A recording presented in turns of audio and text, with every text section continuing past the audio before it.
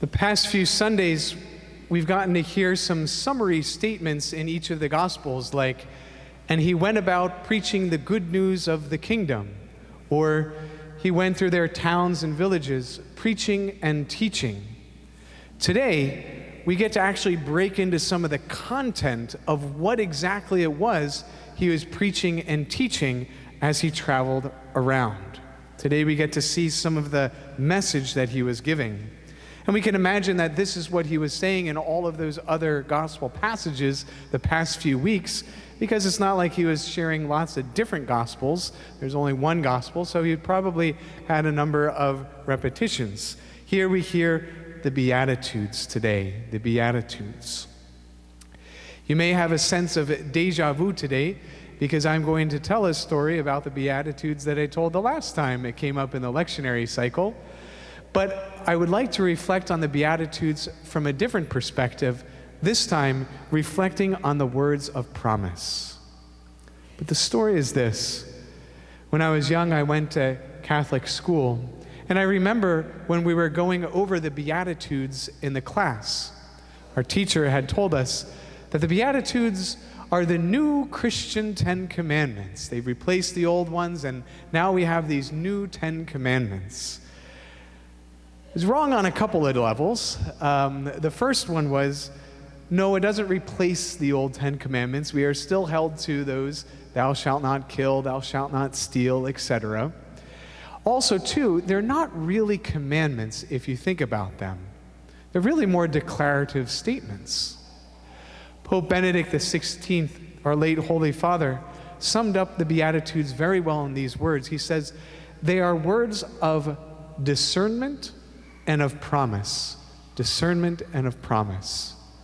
The discernment means that each of the Beatitudes are listing characteristics of the heart of Jesus, and therefore by extension, those who wish to be his disciples can use those words to discern how are our hearts conformed to his.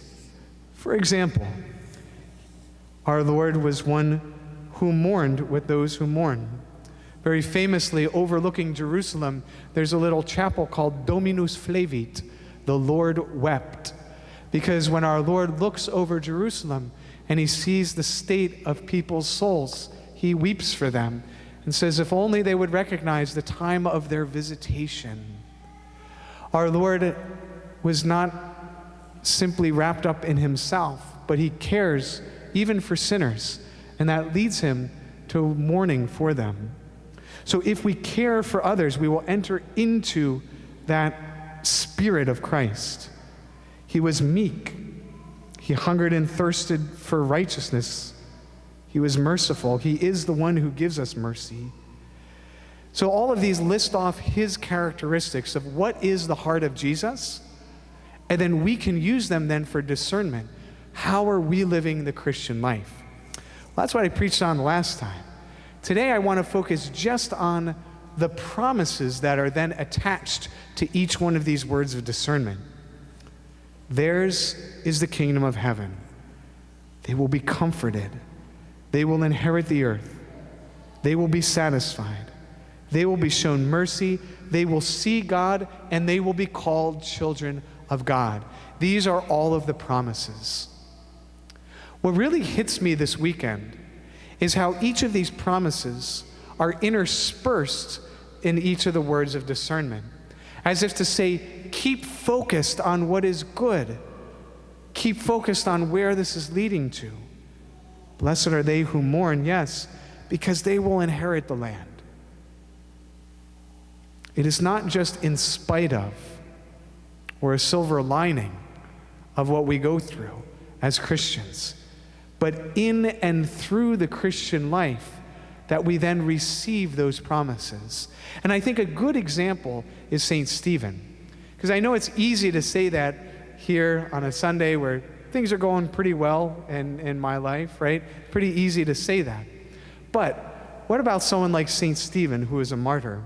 I think he shows us this example of living the Christian life and encountering all the burdens that sometimes that implies, but then also keeping one's eyes fixed on what we're receiving in and through it. So St. Stephen was the first martyr. He had just been ordained a deacon, and he went out to go preach. Now that day, he wasn't expecting to die. He was expecting to preach and, like other days, bring people into the faith and have them baptized. But that day, he went out and he found a hate-filled mob. And this mob of people began to hurl all kinds of insults at him and even falsehoods against him. And then eventually they started hurling actual stones, and they stoned him to death. And in that moment, surrounded by all of that hatred, and in that moment of his death, he looks up to the sky and he sees our Lord seated on the throne of heaven. That, to me, is that idea of each of these promises interspersed with the words of discernment. That is, as we're taking on the burdens of the Christian life, in and through them, we see the glory that our Lord is, even now, here in this life, showering upon us. Let's go through them. Theirs is the kingdom of heaven. Heaven is a kingdom. It's not a democracy, because the hearts of all who are in heaven are united under the one law of Christ. As we said with the Beatitudes and discernment, we should be seeking to unite our hearts to His. And so, if all of our hearts are united, it will be a kingdom in truth, one in which all are one. For they will be comforted. All goodness comes from God. All things in life that we enjoy, all things that we say are blessings to us in life, have its origin in God Himself. And so, when our hearts are configured to that of Christ, we can be certain of His comfort, His presence, His grace. For they will inherit the land. You know, in the end of time, the earth is not going to be completely done away with. It will be forged in fire, but forged anew. And there will be a new heaven and a new earth, as we read in the book of Apocalypse. And even our very bodies will take on the aspect of our Lord's glorious body after the resurrection. This is because God does not destroy things that are good, and He has created all things good. Right now, unfortunately, we live in a world that has been twisted by original sin. And so that's why we sometimes experience the harshness of this earth, the harshness of the world, and even the harshness of the breakdown of our own bodies. But our Lord will restore them, not destroy them, not do away with them and give us something completely different, but restore and glorify. There will be a new heaven. As He says, they will inherit the land. There will be a new earth as well. For they will be satisfied. Our Lord will satisfy the longings of our hearts, especially for justice, for righteousness. You know, when we experience injustice, when somebody has wronged us or has insulted us, said something, spread lies and slanders about us, it is like we're hungering and thirsting in that moment. It's hard to let that go. It's hard to think about anything else. You know, when you're thirsty, sometimes you can't think about anything but getting that next drink of water. When you're hungry, I can't think about anything but my next meal.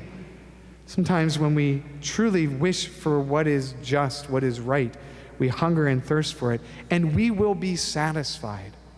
For on that day of judgment, all things will be brought out into the light of day. Nothing will remain hidden. Our Lord's justice will shine forth, and we will see things as they are. No one will be able to hide behind a facade, hide behind a mask. And so those who hunger and thirst for justice and righteousness, they will be satisfied. Blessed are the merciful, for they will be shown mercy. Mercy is one of those things that our Lord tells us repeatedly about in parables, and even in the way that He treats us and He treats others. We see him frequently forgiving sins and showing mercy to people. And we in turn do that to others. As he taught us in the Our Father, forgive us our trespasses as we forgive those who trespass against us. For this reason, we are then able to get on to the next step to see God. Without that mercy, we cannot see him. Without that mercy, we have a sin in the way. But those who will be shown mercy will then be able to see God, which is the next promise. We will see him as he is, in all of his truth, goodness, and beauty. We will see God face to face, no longer through the veil of faith. Sometimes we need faith right now to get us through this current period. He does reveal himself to us in little ways, but we will see him face to face. You know, one of the prayers that we say in last rites is, may you see God face to face and enjoy the vision of God forever. For many people, that is the last thing they hear in this life. Leads them into the next. And once we see the origin of truth, goodness, and beauty, then that changes who we are. By our very vision, we're taking that into ourselves, and it changes us, and that leads us to the last promise. They will be called children of God. This is our highest aspiration, to be so conformed to Christ so as to be adopted sons and daughters of God, to be called children of God because our hearts are united with his. And so today, brothers and sisters, in the Beatitudes, I want to think about that promise, all of these different promises, keeping our eyes focused on that goal. We are receiving them in and through the burdens we're undertaking in our Christian life, not just in spite of it, not just a silver lining, but in and through them.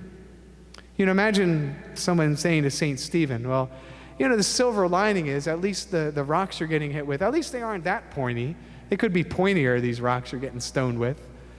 Or, you know, look on the bright side, it's a nice sunny day while you're getting stoned. Yeah, that's silly. That's not what the promises are. It's not in spite of. It's not a silver lining. It's in and through the burdens of the Christian life that we then receive the fulfillment of these promises. Theirs is the kingdom of heaven. They will be comforted. They will inherit the land. They will be satisfied. They will be shown mercy. They will see God. And they will be children of God.